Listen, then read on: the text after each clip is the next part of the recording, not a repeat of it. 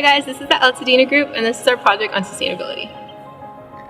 Altadena is located north of Pasadena and bordered by the Angeles National Forest.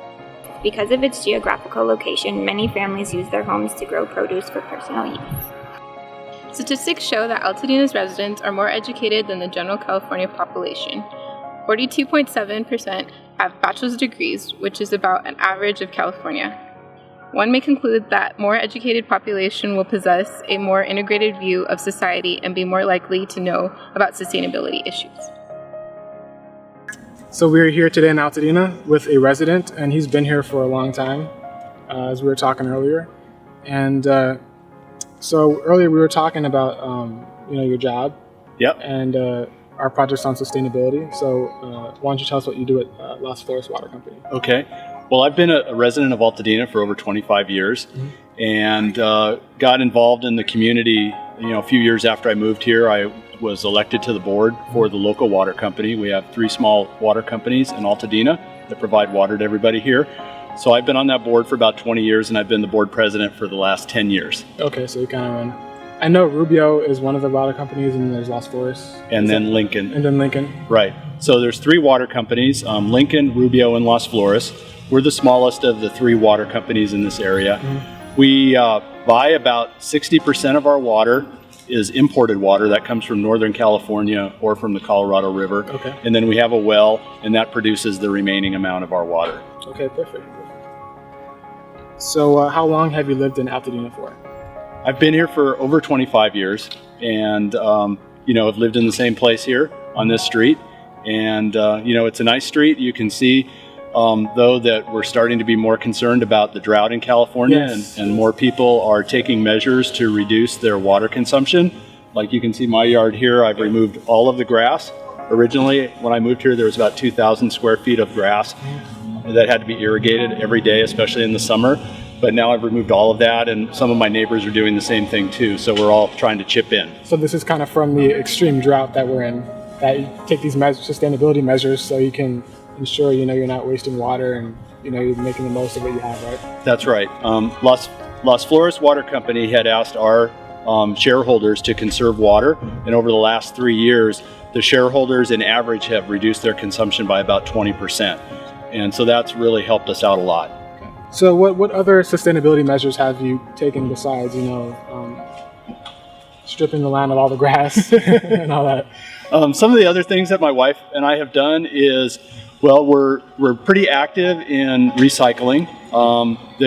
The local service provider, Athens, yes, now requires us to recycle. So we recycle all of the clippings from the yard. How has that change been from Athens from the last service? Is it more coordinated?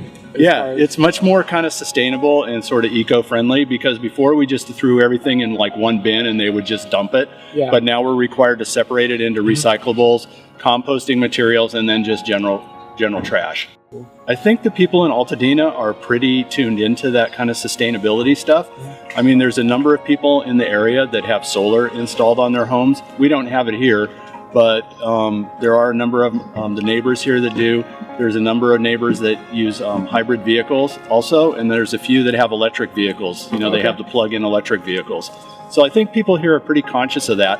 One of the more recent trends I've heard is that people are kind of going off the grid. That means they can produce all of their own electricity that they need through their solar panels, and they're recycling, and they grow fruits and vegetables in their yard and all that kind of stuff. So that's starting to become more popular in Altadena too. Nice. So how many, just the basic consensus of how many people, on this block have, electric cars or, electric vehicles? Or I would say maybe 20% of the people on the street have either a hybrid car or an electric vehicle. Okay. Overall, do you think Altadena as a whole, the residents have been using these measures and are aware of what's going on, the extreme drought and so forth?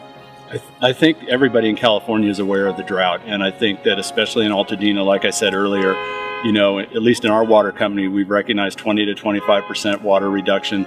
People are very aware of what's going on in society these days and the need to be more conservation minded, and I think Altadena is really probably more active than some of the other communities around here. Okay, great. All right, so what other suggestions would you have for people out there in other cities, to do what you're doing over here?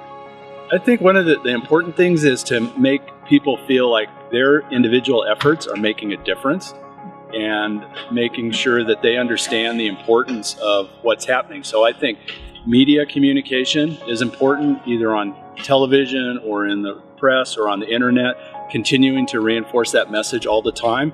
And then I think also you have to incentivize people to make a change. I mean, people aren't normally going to want to make changes unless they really kind of get something back. And for example, like removing the lawn here, when I first started this project, the local water agency was only giving you back $1 per square foot to remove the lawn. So it wasn't really cost effective for a lot of people to do that. Recently, they've increased that to $2 per square foot. So they doubled the incentive. You're seeing a lot more people wanting to take those kind of things on. So I think, maybe that would apply also to electrical savings and other things like with, alternative fuel cars and stuff like that. You could use incentives to help get people to make the change from what they're using nowadays. Awesome. Well, thank you for the interview, John. Take care. So as you can see behind us, this is the recycling center in Altadena. People lining up with all their goodies, trying to get some money. Most of it's plastics. You have some cans here. But they do this every so often. And this is one of the few recycling centers in Altadena. And have a look. So aside from the bottles and the cans that are being recycled behind me, we have to the right of me, which is a recycling center for clothes and shoes for children.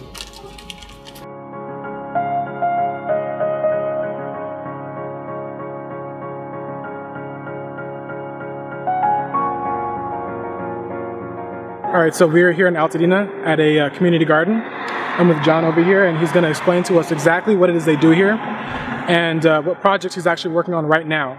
So I saw you guys working, as we came up here. What projects are you guys working with the ivy over here?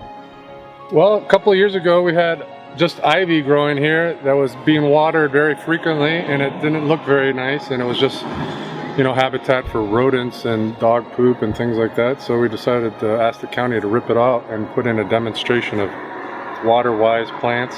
Okay. And what we have here is just California native plants that grew from seeds from the local mountains up here. We brought them in to be able to attract beneficial insects and wildlife, and also provide habitat for birds and butterflies and things like that. And also we cut down the water by 90% by doing this. Awesome. And today we're planting in some more larger shrubs to kind of fill in and be a little bit taller than the ones we have here. Perfect. And these guys are bringing some mulch to help conserve water too. That's going to hold the water in longer and keep the rain in. So this is the main key right here, the mulch? Yeah, this is shredded up organic matter that breaks down slowly over time, but it really holds in the water. It's like a sponge, so when it rains, it doesn't run off on the street. It stays under the ground. Okay. Keeps the soil warmer in the winter and cooler in the summer, so it's really the key to a sustainable garden. Very good, very good. And if you have leaves at home that you're raking up right now, leave them on the ground, under the trees. That's where they belong. Don't bag them up and throw them away. Lots of worms and wildlife and things need that to survive. So these are a few of the measures they're taking here for sustainability concerning, water and how they can just better the nutrients and use the water that they have here.